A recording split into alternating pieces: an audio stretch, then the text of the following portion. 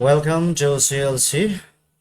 আমরা গত দিন 57 পৃষ্ঠা পর্যন্ত ছিলাম, টেবিল সারণী যোগ করা দেখেছিলাম। আজকে আমরা দেখব ছবি যোগ করা। তো ডকুমেন্টে ছবি যোগ করে ডকুমেন্টকে অনেক সুন্দরভাবে উপস্থাপন করা যায়। যেমন এই বইয়ে তোমার লেখার পাশাপাশি অনেক ছবি দেখতে পাচ্ছ, যেমন ডান পাশে যে ছবিটা আমরা দেখতে পাচ্ছি।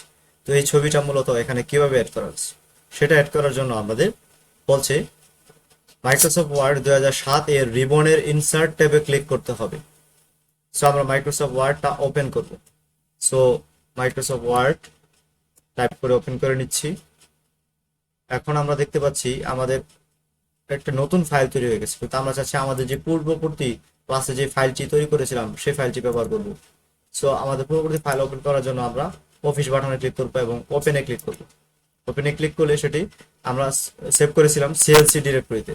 সো আমরা সিএলসিতে যাব এবং আমরা আমাদের পূর্ববর্তী ক্লাসের যে ফাইলটা দেখছিলাম সেটা আমরা দেখতে পাচ্ছি। সেটা সিলেক্ট করে ওপেন করে নেব। সো ফাইলটি ওপেন হওয়ার পর আমরা চাচ্ছি এইখানে এই নদীর নাম, আমাদের নদীর নাম, এদের নিচে একটা ছবি যুক্ত হবে। ঠিক আছে, যেহেতু নদীর নাম, আমরা ইন্টারনেট থেকে একটা নদীর ছবি ডাউনলোড করে নিই। সো আমি এই জন্য একটা ব্রাউজার ওপেন করতেছি। তো এখানে আমরা লিখলাম রিভার ইমেজেস। সো আমরা একটা ছবি ডাউনলোড করবো। লেটস সে আমরা এই ইমেজটা ডাউনলোড করব। সো ছবিটাকে লোড হওয়ার জন্য সময় দিব, কারণ এটা হচ্ছে হাই পিক্সেল। সো আমরা একটু ওপেন করে নেব, open image in new tab.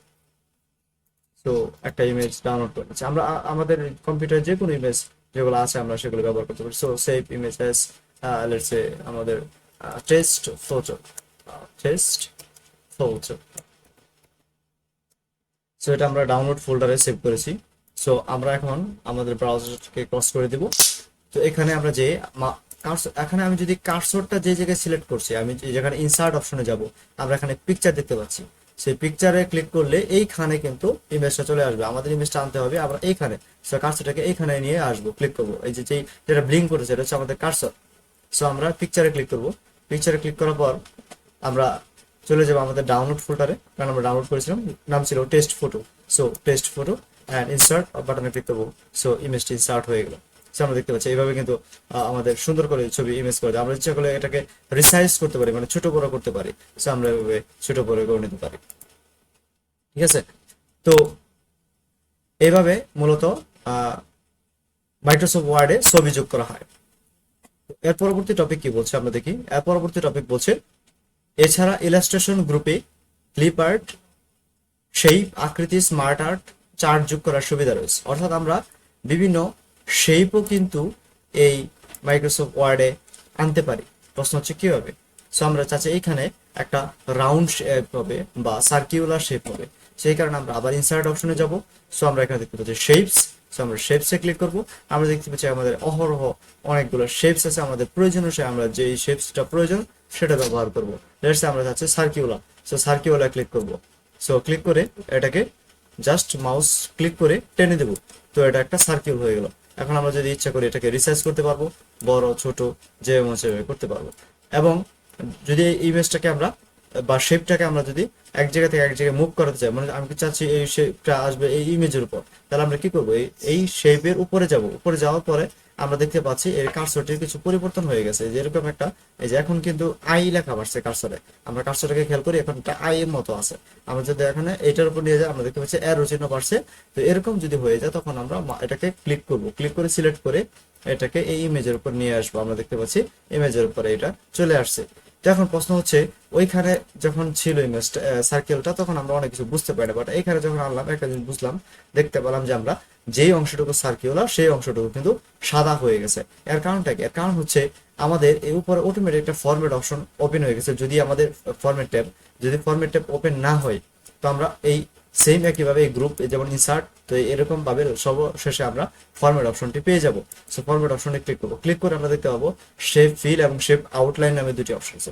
Feel বলতে কি বোঝায়? সো আমরা যদি এখানে ক্লিক করি, আমরা এখানে দেখতে পাচ্ছি শেপ ফিল বিভিন্ন কালার আছে। আমরা দেখছি মাউস নেওয়ার সাথে সাথে ভিতরে সার্কুলার কালারটা কিন্তু চেঞ্জ হচ্ছে। সো আমরা যদি চাইছি মনে করে এই শেপটা দিতে, তাহলে আমি এখানে ক্লিক করবো।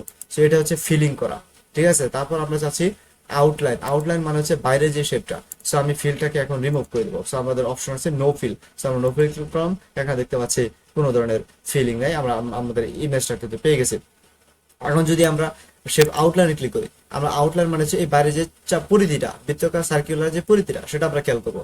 সেটা আমরা যদি দেখি মাউস বিভিন্ন কালার নিই, আমরা দেখতে পাচ্ছি এখানে লাল কালার নিলাম, একটা লাল হয়ে গেছে এরকম। সো এটা আমরা ইচ্ছা করলে নো আউটলাইনও দিতে পারি। সো আমরা নো আউটলাইন যেহেতু আমাদের শেপ থাকতেছে না, সো আমরা নো আউটলাইন দিব না। তারপর আমরা এখান থেকে ইচ্ছা করলে এটাকে মোটা চিকন করতে পারবো। লেটসে আমরা এরকম মোটা করে দিলাম, এটা মোটা হয়ে গেল। সো এরকম কিন্তু করা যাবে। লেটসে আমি চাচ্ছি এই ইমেজটা আরো বড় হবে, ঠিক আছে, আরো বড় হবে।